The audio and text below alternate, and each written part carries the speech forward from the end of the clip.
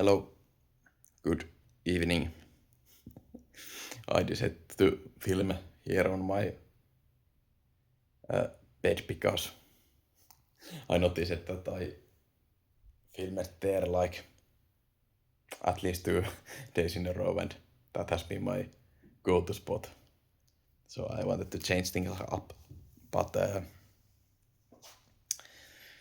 my topic for today is good and bad things with my size and basically with my legs, having big legs.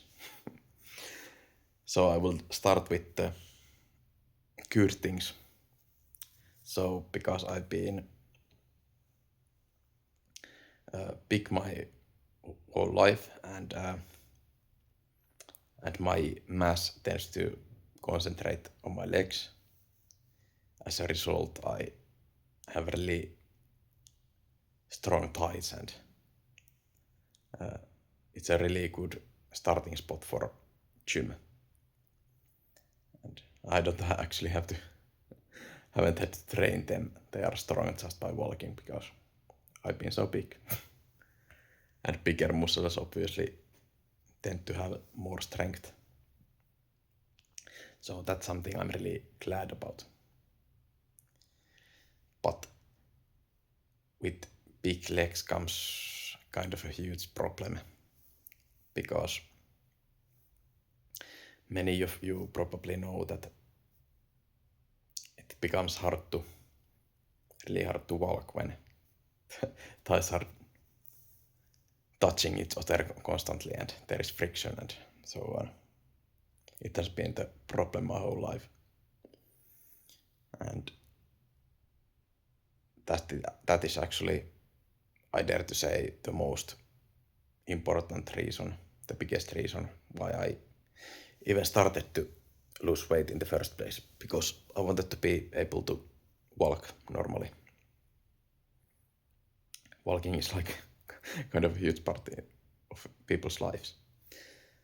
But yeah, anyway, in the past it has been kind of a good thing also, because I've noticed that at around 105 kilos,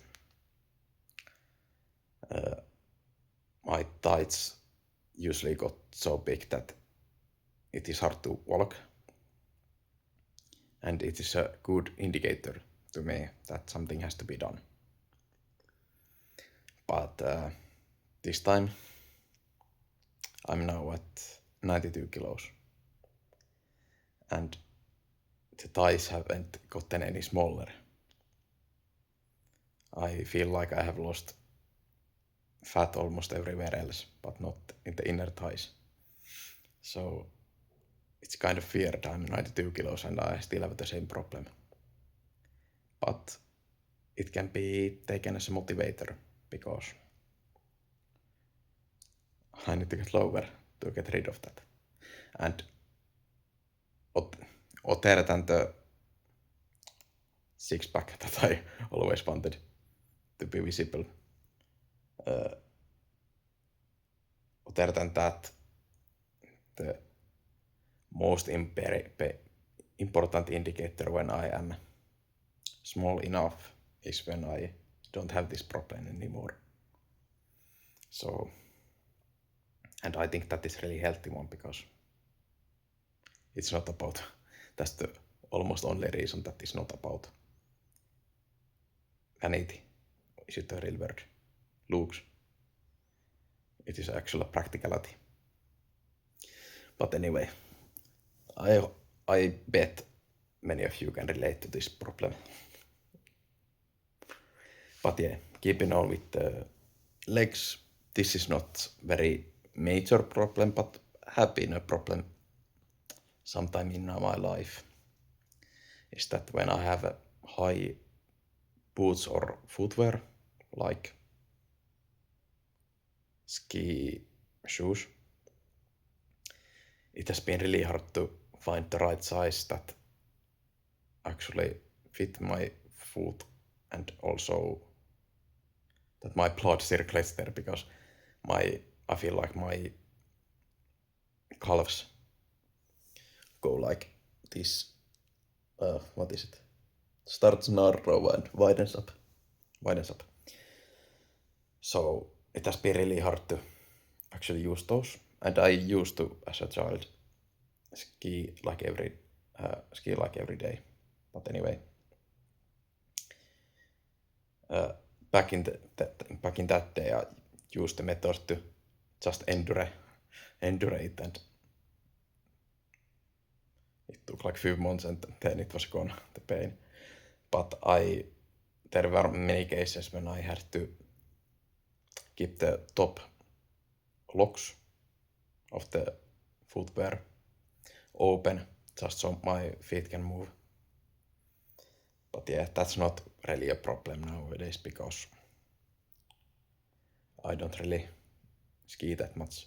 And if I do, it is like one day on holiday. And I think I can endure that. Other thing probably is that I would buy like,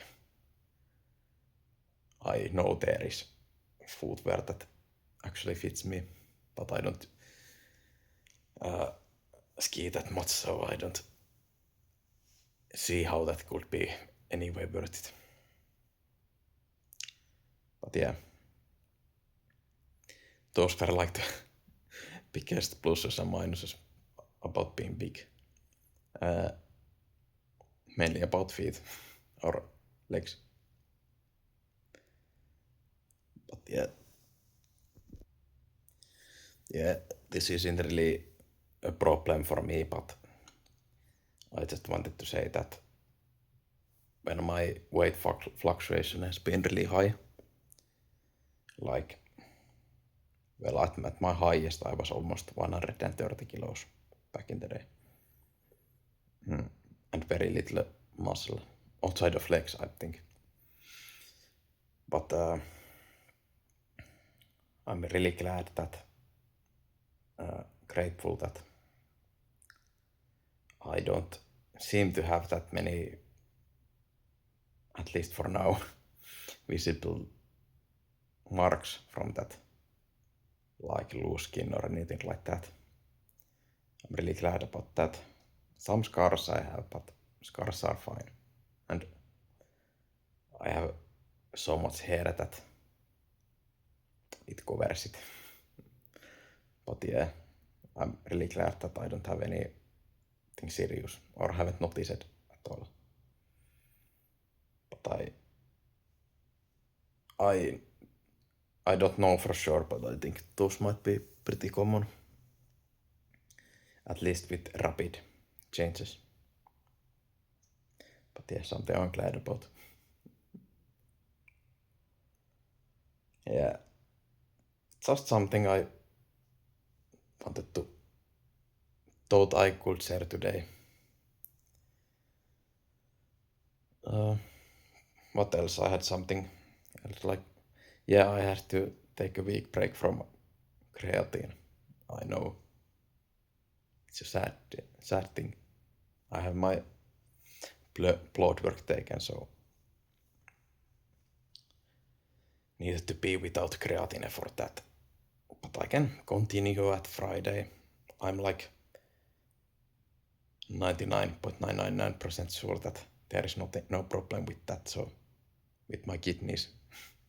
So I will continue it right after my blood work is done. The doctor will tell me afterwards if I shouldn't have started it again. But yeah, it's kind of fun to also see that has my cholesterol like changed or something. I don't know. But yeah, good luck, and if you're good luck to if you have same kind of journeys like me, and if you just wanted to watch out of interest, I also tell you good luck. But thank you for watching, and see you tomorrow. Bye.